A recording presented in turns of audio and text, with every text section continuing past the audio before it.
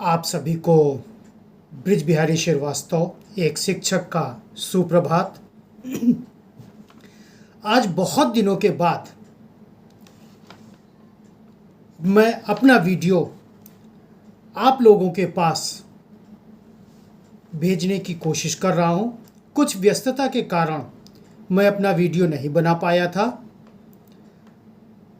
आज इस वीडियो के माध्यम से हम जिस देश यानी भारतवर्ष में रह रहे हैं, ये आप लोग खुद अनुभव कर रहे हैं और देख भी रहे हैं कि बड़ी तेजी से प्रगति के रास्ते पर ये अग्रसर होता चला जा रहा है।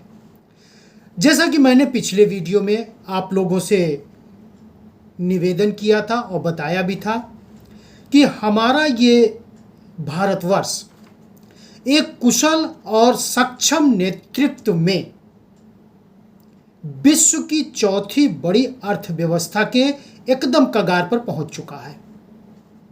हो सकता है 2027 तक, जैसा कि आंकड़े बताते हैं, हमारा भारतवर्ष विश्व की तीसरी बड़ी अर्थव्यवस्था बन जाएगा। ये जो प्रगति का पहिया बड़ी तेजी से घूम रहा है, इसमें सभी का कहीं न कहीं कुछ न कुछ योगदान जरूर है।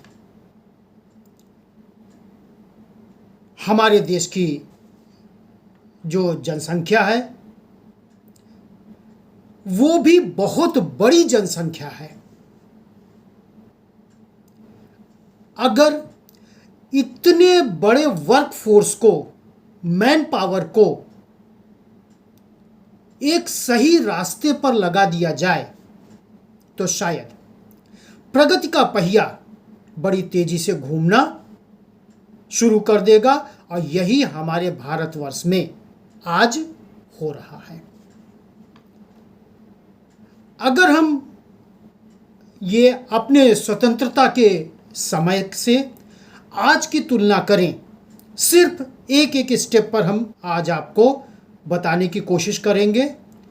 आप लोग भी जानते हैं 1947 में यानी आज़ादी के समय हमारे देश की जनसंख्या मात्र 32 करोड़ थी, और आज 2025 में ये करीब करीब 140 करोड़ हो गई है। स्टेप बाय स्टेप देखें तो देश की जनसंख्या 1960 में करीब 44 करोड़ थी, 1970 में करीब 56 करोड़ हो गई, 1980 में 70 करोड़ करीब हो गई, 1990 में हमारे देश की जनसंख्या 87 करोड़ हो गई, सन 2000 में 105 करोड़ हो गई, 2010 में 124 करोड़ हो गई, 2020 में जनसंख्या बढ़ करके 39 करोड़ हो गई, और 2025 में करीब करीब ये 140 करोड़, इतनी विशाल जनसंख्या हमारे देश की है। तो अगर हमारे देश की जनसंख्या, जो बहुत बड़ा वर्क फोर्स है, मैन फोर्स है, ये प्रगति के रास्ते पर कैसे आएगा, ये अगर इसमें साक्षरता बढ़ा दी जाए तो सोचने की, समझने की, कार्य करने की क्षमता अपने आप सकारात्मक दिशा में अग्रसर होती जाएगी। अक्सर ये माना जाता है कि अधिक आबादी संसाधनों पर बोझ बढ़ाती है, और कहीं कहीं कुछ हद तक ये सत्य भी है। लेकिन अगर आबादी शिक्षित है, कुशल नेतृत्व में है, तो उत्पादकता अपने आप सकारात्मक हो जाएगी। समाज और देश के लिए यही बढ़ी आबादी एक वरदान सिद्ध हो सकती है। एक वक्त था, ये करीब करीब आज़ादी के आसपास के दौर में या उसके एक दशक बाद तक, जैसा कि हमारे बड़े बुजुर्ग बताते थे कि उस समय हाई स्कूल पास होना एक बहुत बड़ी उपलब्धि मानी जाती थी। अगर साक्षरता की हम बात करें, जैसा कि अभी मैंने कहा कि अगर ये समाज और देश के लिए वरदान साबित हो सकती है अगर आबादी शिक्षित हो, कुशल नेतृत्व में हो और उत्पादक पूरक हो। 2001 में हमारे देश की आबादी की साक्षरता दर करीब 61% थी। 2011 में ये साक्षरता दर बढ़ करके करीब करीब 69.3% हो गई और 2021 में साक्षरता दर 76.3% हो गई। तो कहीं ना कहीं हमारे देश की आबादी एक बहुत तेजी से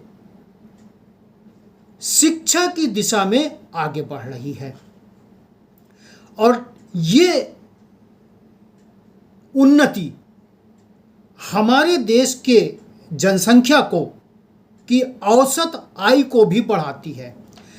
जैसा कि आंकड़े हमको बताते हैं कि 1960 में हमारे देश की आबादी का ये औसत आयु करीब करीब 45 वर्ष था। आज 2025 में ये औसत आयु बढ़ करके 72.5 वर्ष हो गया है। अगर क्रम वाइज देखें, दशक वाइज, 1970 में ये औसत आयु करीब 48.2 वर्ष थी। 1980 में 53.2 वर्ष थी। सन 2000 में 62.7 वर्ष थी। 2010 में 66.9 वर्ष हो गई और 2020 में 70.2 वर्ष हो गई और 2025 में ये औसत आयु बढ़ करके 72.5 वर्ष हो गई है। तो ये सिर्फ शिक्षा का ही और कुशल नेतृत्व का ही और सकारात्मक सोच का ही परिणाम है। ये सिर्फ यहीं तक नहीं रुकता है। किसी भी देश की गरीबी को कम करने में या सामंजस्यता बनाए रखने में भी इसका बहुत बड़ा योगदान है।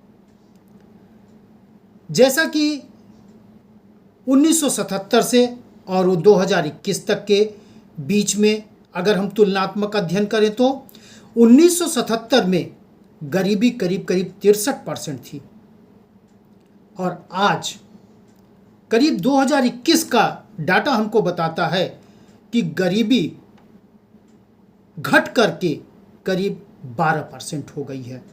अगर इसको क्रम वाइज अध्ययन करें, 1983 में 56.26% थी।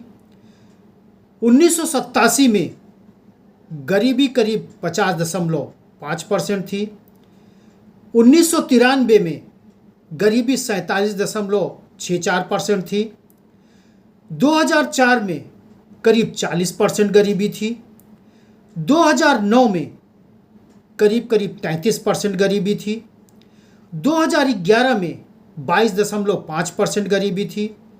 2015 में गरीबी घट करके 18.7% हुई और 2021 में ये गरीबी घट करके 11.91 करीब करीब 12% हो गई।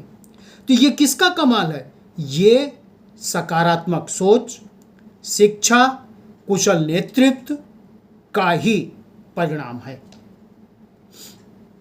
तो अगर इसको अध्ययन किया जाए तो हमको एक बहुत ही सकारात्मक परिणाम मिलता है कि आने वाले समय में हमारा देश बहुत तेजी से, सिर्फ इसी क्षेत्र में नहीं, आप देखेंगे कि बहुत तेजी से चहुमुखी विकास की ओर अग्रसर होता चला जा रहा है। चाहे वो कृषि का क्षेत्र हो, चाहे वो शिक्षा का क्षेत्र हो, चाहे तकनीक का क्षेत्र हो, चाहे बैंकिंग सेक्टर का क्षेत्र हो, या मेडिकल का क्षेत्र हो, या अन्य कोई भी, यानी चहुमुखी विकास में ये बराबर उन्नति के रास्ते पर, इसके प्रगति का पहिया बराबर तेजी से बढ़ता चला जा रहा है। और ये किसका परिणाम है? कुशल नेतृत्व, योजनाओं और हमारे देश की जनता का आपसी सहयोग। यहाँ पर हम अपना ये वीडियो आज ख़त्म करते हैं और अगला वीडियो हम कुछ दिनों में आपके पास फिर से लाने की पूरी भरपूर कोशिश करेंगे। धन्यवाद।